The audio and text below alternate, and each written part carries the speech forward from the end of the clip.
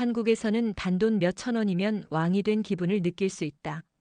최근 해외 커뮤니티에서 한국 여행이 필수 코스로 떠오른 이유, 바로 한국 특유의 가성비와 푸짐한 인심 때문입니다. 한국을 처음 방문한 이 남성은 길거리에서 파는 떡볶이와 꽈배기를 맛보고는 엄청난 충격에 휩싸였습니다. 고작 몇 달러도 안 되는 돈으로 미슐랭 레스토랑 못지않은 깊은 맛을 낼 수 있다는 사실을 믿을 수 없었기 때문이죠. 게다가 명동의 칼국수 집에서는 겉절이 김치를 한 입 먹자마자 영국으로 돌아가기 싫다는 폭탄 발언까지 서슴지 않았는데요. 단순한 음식이 아니라 정과 마음을 나누는 한국의 식문화에 완전히 압도당해버린 외국인 여행객. 과연 그를 이토록 열광하게 만든 한국의 진짜 매력은 무엇일까요? 지금부터 확인해 보시죠. It's my first day in Seoul, South Korea. So let's head out into the heart of the city and get our first taste of South Korean food. Let's do it. All right, first stop, and it's going to be breakfast. I've come to Isaac Toast and Coffee. It's, well, as the name suggests, it's a little toast shop. You can get coffee as well, but I'm off the caffeine, so won't be having any of that for me. But I'm here to have a toasted...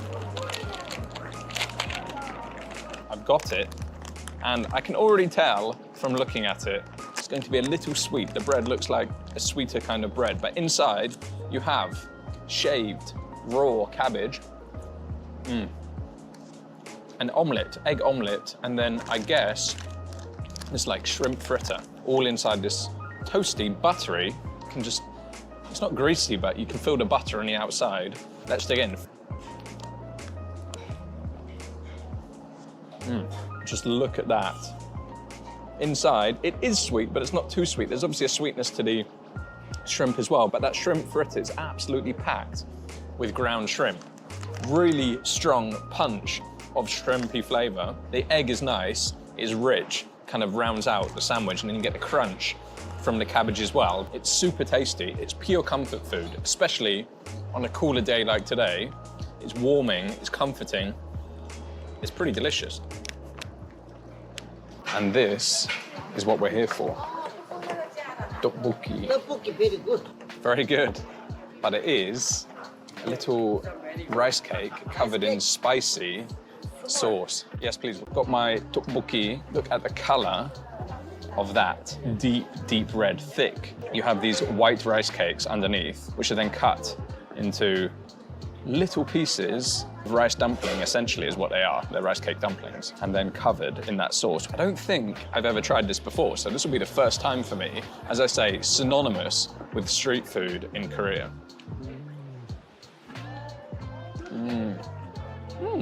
Wow, incredibly chewy. I mean, you have to chew and chew and chew to get through it.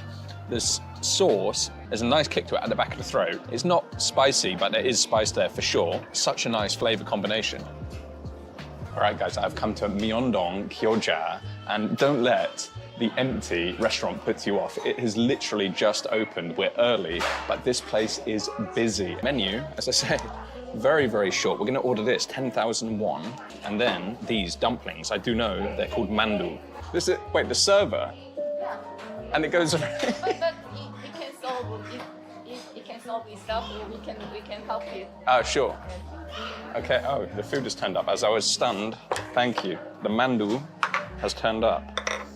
We'll get to that in a second. I'm just stunned they have a robot which acts as a server and goes around and collects the trays. How crazy is that? You know I am a lover of the skill of homemade dumplings, and you can tell these are handmade, but look at the pleating and the wrinkling on those dumplings. So, so good. And of course, on the side, nothing other than kimchi. The other quirk that will almost certainly confuse you is this. Here are your chopsticks and your spoon. But you can see how thin and perfect these dumplings are. You can see the filling inside them. The filling is actually minced pork with leeks, spring onions, some herbs in there. Obviously, it's been seasoned too. You take it with a little bit of black vinegar. So I poured a little bit of black vinegar and soy sauce into the little tray that they give you, and then we dip into there, let it soak a little second. It's not like a soup dumpling. It's not going to be super juicy on the inside. Well, it's not going to be soupy on the inside. Yeah, hopefully, it will be juicy. Let's try it.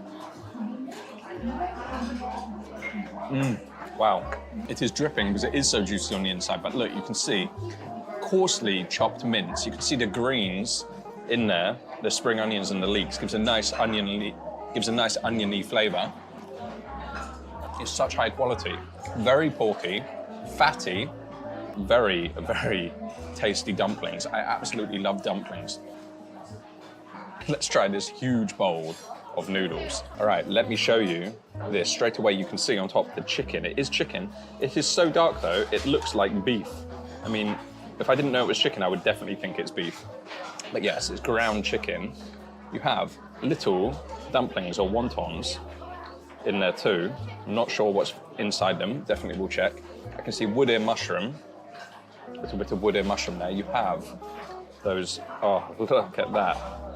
Silky noodles, this broth, this chicken broth that is cooked for hours and hours to make this soup. And this is the one that the kimchi, or at least I'm going to eat the kimchi with, but I think this is the one that the kimchi should be eaten with too. And look at that. You know that is going to be good quality just by looking at it. The colour, the depth of colour from the chili on that pickled cabbage, love it.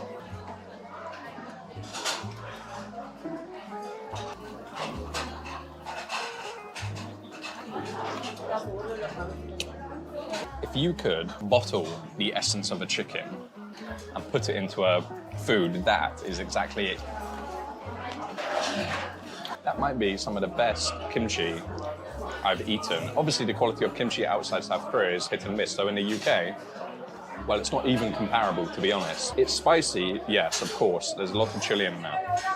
It's fermented, so it's funky. It's sour. There's a slight sweetness to the cabbage. The cabbage is still crunchy. Seriously, seriously good.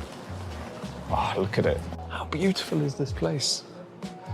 I've got my seat just here. I've ordered the tea, which is good for physical and mental fatigue. Let's go with that tea because it will probably help out. And I ordered a sweet called hangwa. It's called sangwa tea, and it's a very medicinal tea. And this is probably the tamer version. There's an even stronger version called sangwa tang, which is more like a hardcore medicine. Sangwa means combining the yin and the yang energy into one, so that's why it's good for your physical and mental energy, I presume. It's made with a blend of white peony, foxglove, pretty sure that's poisonous, angelica, cindium, I've not heard of that one, cinnamon and licorice.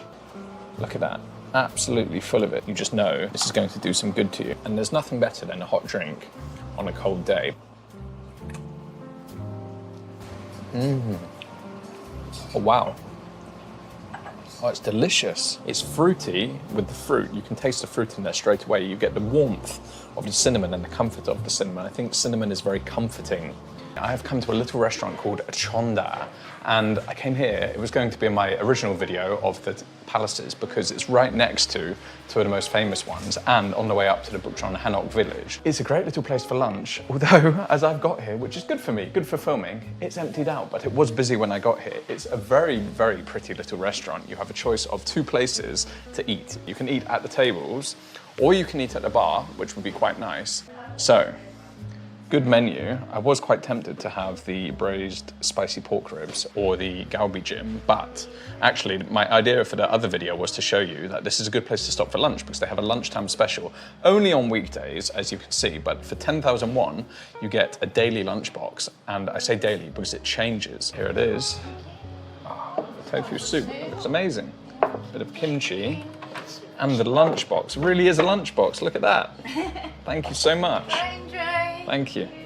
How cool is this? And then this is what I'm excited for, the lunchbox. Should we see what's inside? Well, we know it's pork. Wow, look at that. Pork braised in soy sauce. Your pickled vegetables, you got, well, I'm not even entirely sure what that is. You've got the greens. You've got more pickled vegetables and tofu here, and then you have rice with a fried egg on top. How good does that look? What a feast for 10,000 won. Right, let's get stuck in. Oh wow, lots of ginger, lots of garlic. There's sweetness in there as well. There must be some sugar in there too. And then, yeah, the saltiness from that soy sauce, absolutely divine. It's fatty, very fatty actually, which I absolutely love. You can just see the fat on there. Right, let's try this soup. Ooh. The tofu is soft, it's creamy, it melts in your mouth. Silky, silky smooth tofu, to be honest.